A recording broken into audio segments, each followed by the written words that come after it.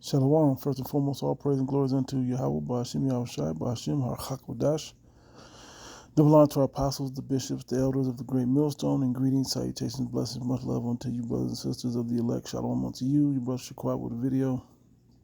And this will be on sodium bicarbonate, in food, and which will lead us right into removing leaven out of your house, which I'm not going to go the spiritual route. I'm going the physical route, if you will, of removing it out of your house as far as the Passover is concerned. Okay, just something simple as far as when you're taking things out of your house. It has gotten very complicated over years past, but I've pretty much narrowed it down and kept it simple as we rehearse the righteous acts. It's not by the letter of the law as much as it is the intent and the spirit of the law. Okay, and we keep through faith, because we know we can't keep it 100%, and it's not you're not justified by the deeds of the law, but by faith. We're justified by faith. Okay, and that's from Paul's writings. I'll grab that one just to kickstart it. All right, Romans chapter 3. I'll start up at 20. You can read 19 for yourself. Reads into it, but 20 is pretty much the point, but it continues. It says, therefore, by the deeds of the law, there shall no flesh be justified in his sight, for by the law is the knowledge of sin. But now the righteousness of the Most High without the law is manifested, being witnessed by the law and the prophets. Right? The prophecies and all of the letter of the law all together. When I say the letter of the law, I mean the entire Bible, the prophecies, and how you have to live in certain situations and have to make discerning situations and then follow through on those through faith, right? It says, even by 22, even the righteousness of the Most High, which is by faith of Yahushua Mashiach, unto all and upon all them that believe. For there is no difference. For all have sinned and come short of the glory of Yahweh. Okay, being justified freely by His grace. This time of rehearsing the righteous acts to get it perfect in your mind of how not to sin. Okay, will you be perfect in deed? No, but you'll be perfect in intent. Okay, being justified freely by His grace through the redemption that is in Yahushua Mashiach. Okay, and that's pretty much the point. So as we remove the leaven out of our house, of course we remove the spiritual leaven, which there's videos on that, and I may even get back in this week before it goes for next week. Maybe even get into that, the spiritual side of it. But brothers that are putting, that'll be up. I've done it before in the past. I may do it again, but just want to edify on this topic here. Okay, literally about sodium bicarbonate, which when you get into it, this is how do you say it? Images of sodium bicarbonate. Okay, sodium uses and sodium bicarbonate, baking soda. Okay, baking soda, right? Get into Arm & Hammer baking soda. All right. It's cooked in food. It says relieves acid reflux symptoms, used to reverse acidity in the blood, good for oral health. Okay. Some good health, something to use. Okay. Yeah. I've even seen them do baking soda. I was thinking about doing the baking soda that's in my house, putting it down the drains and then hitting it with a little bit of vinegar to get it flushed through, to get things really moving. It's a chemical reaction, and that can probably do the same to your bowel. But hey, the dosage and all of that takes something else. That's something I'm starting to look into. But anyway, shows all these different things, right? Okay. Now, Let's go back to this. Now, when I open this up, before I read that, it says down here, with its properties as a raising agent, sodium bicarbonate can be used in bakery and pastry applications to cook cakes, crackers, waffles, and more. It is also used in drinks for its carbonating and or foaming properties. The quality of our sodium bicarbonate is tightly controlled throughout the production process. Okay, but when you read into it, this will show you right here. This is why it's important. And the Most High left certain situations happen in the earth, that are here to benefit us. It may seem like, oh, the nutrition facts are important as far as this and that, but it's in the ingredients. But it's important that we look into these things and we are with that excuse, especially when it comes to dietary in certain situations such as this. Okay. Sodium bicarbonate, commonly known as baking soda, is a white crystalline powder that has various uses in food. And this is just me talking about it in food. So you might want to check your medicine cabinet as well when you get it out your house. Because, what's funny is I found some in the medicine cabinet. It says, as a stool softener or some shit. I don't remember what it was for, but yeah, it's in there. So uses in food, leavening agent number 1, which is when you go to, okay, so in Exodus 12 it says, 7 days ye shall eat unleavened bread. So we should eat it all week, okay, for 7 days. Even the first day ye shall put away leaven out of your houses. For whosoever eateth leaven bread from the first day until the 7th day, that soul shall be cut off from Israel. All right. That's in Exodus, which is part of the law. All right. So it says to put away leaven out of your houses. So when you go into the sodium bicarbonate, it's a leavening agent. Sodium bicarbonate is primarily used as a leavening agent in baking. When it reacts with an acid such as vinegar, lemon juice, or buttermilk, it produces carbon dioxide gas, which causes baked goods to rise and become fluffy. Okay, it also is a pH regulator. Sodium bicarbonate can help regulate the pH level of foods. And see, I'm reading these what it can be used for, and I'm gonna get basic leaven, baking goods and stuff too, but just showing you about yeast and so on and so forth. But it's showing you as we simplify the list, because a couple of years ago, there was a list of 50 things on it. Okay, but when you simplify the list, now you can go deeper into each list and what it's used for and remove some things. Okay, sodium bicarbonate can help regulate the pH level of foods. For example, it can be added to tomato sauce to neutralize its acidity. Okay, sodium bicarbonate can help tenderize certain meats and vegetables by breaking down their proteins. As a tenderizer, as a softener, a small amount of sodium bicarbonate in soaking beans or lentils can soften them. Flavor enhancer, sodium bicarbonate with sodium and salt go together, but it's the compound and it's not just salt. You don't have to throw salt out your house. Okay, can enhance the flavor of some foods such as bagels and pretzels. Other applications. Antacid, sodium bicarbonate. So you look at your antacids. Look at your Tums. Look at your Alka-Seltzer. Okay. It may have it in there. It is also used as an over-the-counter antacid to neutralize stomach acid. Pepto-Bismol. I don't know. Check it out. I don't have any Pepto-Bismol in the house. But we may have some Alka-Seltzer. I don't know where it would be at. It's not in none of the medicine cabinets, but yeah. So we're gonna check. Okay. Cleaning agent. It can be used as a mild cleaning agent to remove stains and odors. Okay.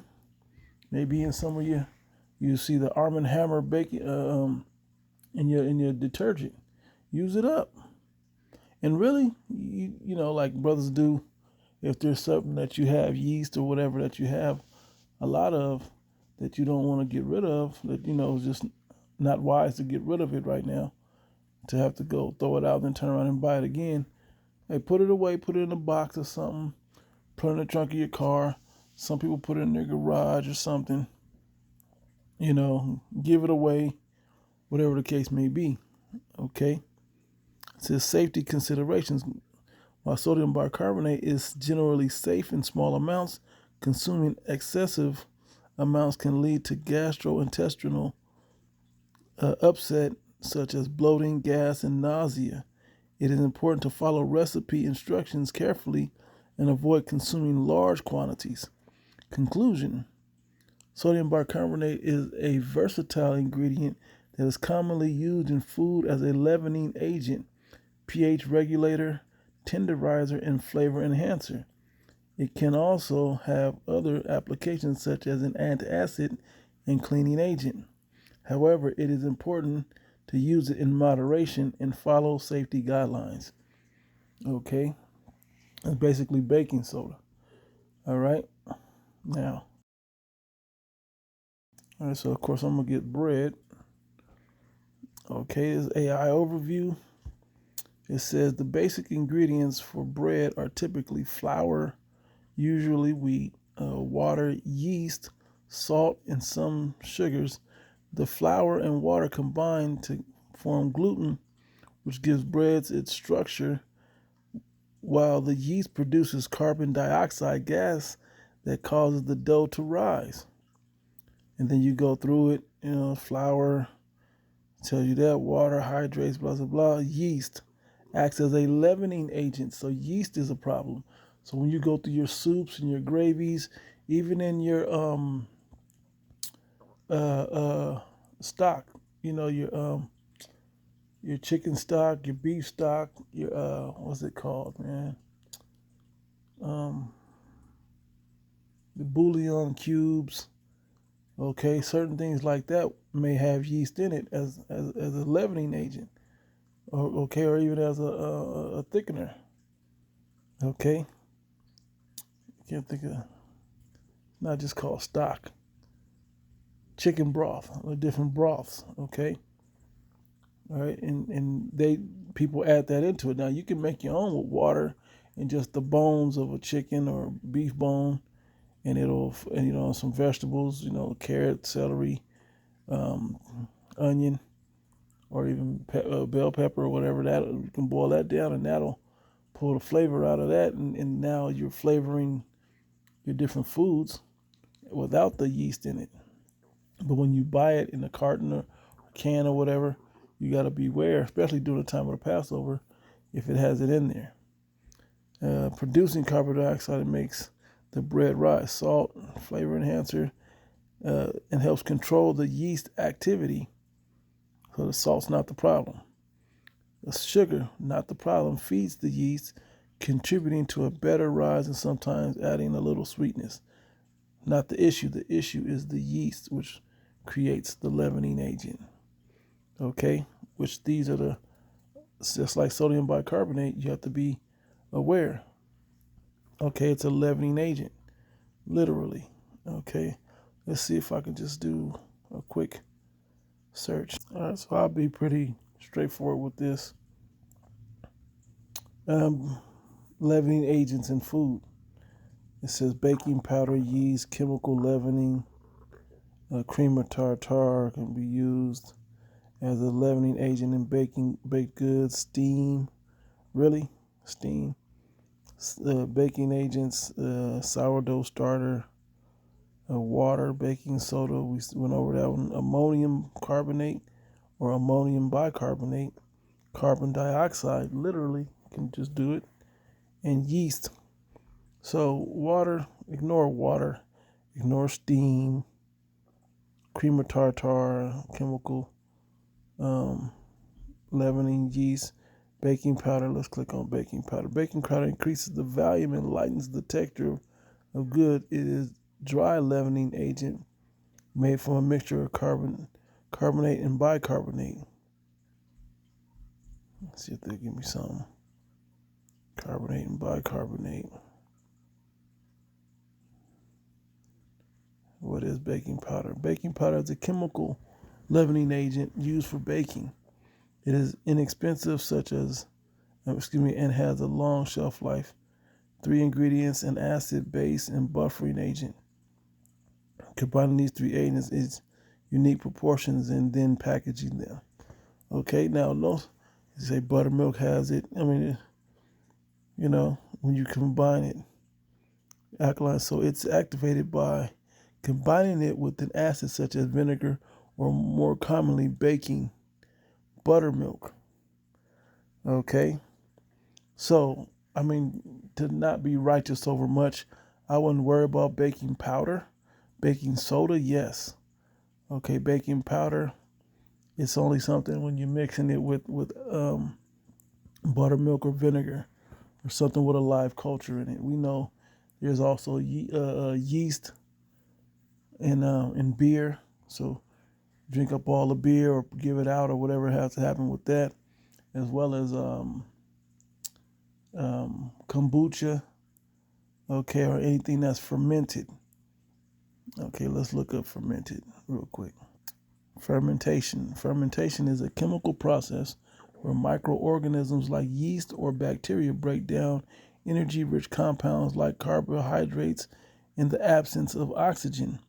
The result is a conversion of sugars into various products, including alcohols, organic acids, and carbon dioxide.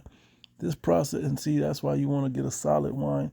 A reasonable wine, during the week of the Passover, if you must drink, we must drink it for the ceremony, but you don't want to get the ones that have carbonation in it. You don't really want those. Boone's Farms or whatever else those, Sutter's Homes and all of those. Just forget about that. Something that's, some people do barefoot, some people do menage a trois, something like that. Just nice and easy, where it's not too twist top. It's you pull it out with the cork, where it can, that's the type that you want, at least for this week. Okay, or just refrain from it. Do it for the service, and then refrain from it. It says this process is vital in the food and beverage industries, playing a key role in food preservation and flavor development. Okay, so it's showing you the different things that fermentation can do. Okay, kombucha ingredients, and then I'll close after this one. Just giving you something to kind of keep in mind, some of the basics. So just drink these things up, eat these foods up. Get rid of them, if you can't do that, or stash them away. Kombucha is made from tea, sugar, water, bacteria, and yeast. It's supposed to be healthy bacteria.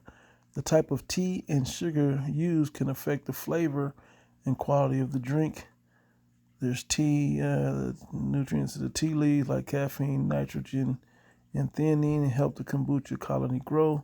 Black tea is the best and most nutritious tea for growing a new kombucha. The type of tea used in the brewing process affects the taste and quality of the drink. Sugar fuels the fermentation process. Okay, white or organic sugar can be used. Plain granulated table sugar is best for SCOBY growth. I don't know what that means. The fermentation of sucrose by the SCOBY's bacteria and yeast yields a slightly sweet flavor profile to the kombucha. Water is the main ingredient in kombucha. The water should be boiled and cooled before it comes into contact with the yeast and bacteria. Other ingredients, bacteria and yeast, must first grow together to form a culture. The culture is added to the sugar and tea, then the mix is allowed to ferment.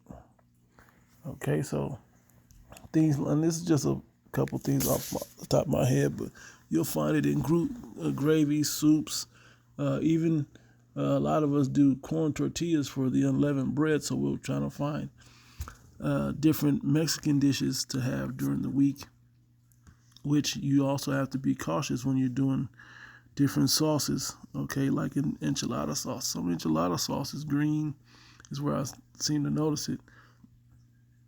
And even in the beans, you got to be cautious that, like refried beans, they may have it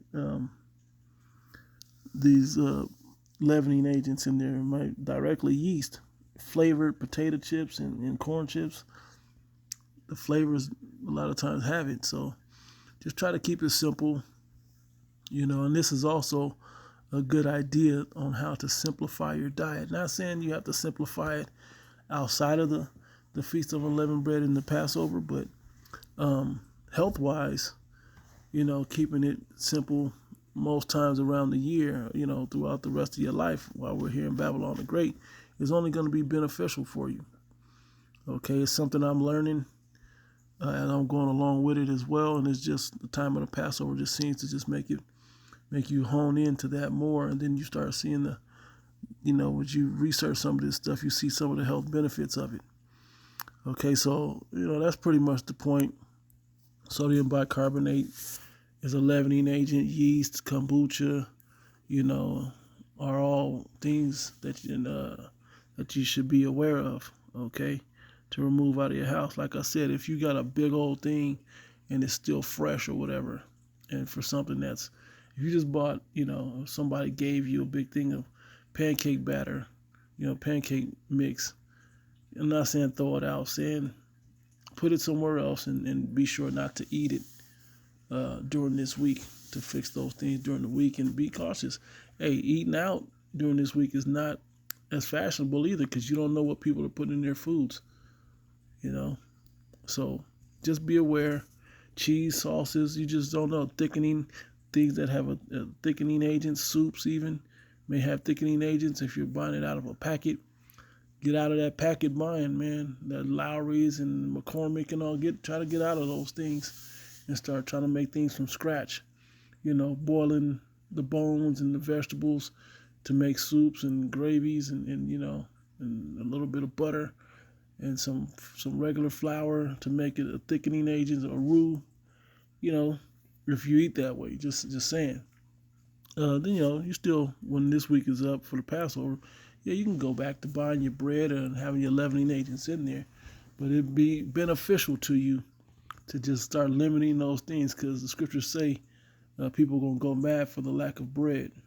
Okay, so just keeping these things in mind. Lord willing, is edifying, giving all praise and glory unto Yahweh, Ba'ashim Yashai, Ba'ashim Rachakodash. Until the next one, Shalom.